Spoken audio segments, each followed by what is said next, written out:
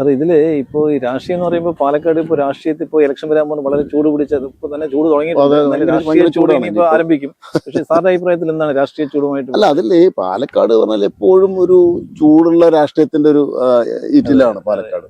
പക്ഷെ അത് വ്യക്തിപരമായിട്ടുള്ള കാര്യങ്ങളൊന്നും അതിൽ വരും തോന്നുന്നില്ല. ഇത് വികസനത്തിന് ആസ്പദമാക്കിയിട്ട് തന്നെയായിരിക്കും മത്സരം തന്നെയാണ് എനിക്ക് തോന്നുന്നത്. അപ്പൊ പാലക്കാട് എന്തായാലും ഒരു ത്രികോണ മത്സരമാണ് വരാൻ പോകുന്നത്. അതിലെന്തായാലും നിലവിലുള്ള പോലെ തന്നെ അത് UDF സ്ഥാനത്തിന് ജയിക്കാനാണ് എൻ്റെ ഒരു വ്യക്തിപരമായിട്ടുള്ള ഒരു അഭിപ്രായം. സാധ്യത അതാണ് എനിക്ക് തോന്നുന്നത്.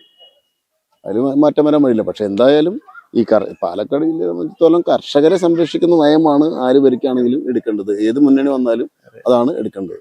കാരണം ഏറ്റവും കൂടുതൽ കഷ്ടപ്പെടുന്നതെല്ലാം ഈ പാലക്കാട് കർഷകരാണ്. സാർ പറഞ്ഞിരുന്നത് ഇപ്പോ നമ്മുടെ ഈ രാഷ്ട്രീയമായിട്ടുള്ള കാര്യങ്ങൾ വരുമ്പോ ഈ നേതാക്കന്മാരുടെ എന്താ പറയാ വ്യക്തിപരമായ ജീവിത ഇതില് ഇല്ല, വ്യക്തിപരമായിട്ടുള്ള ഒന്നും എഫക്ട് ചെയ്യില്ല.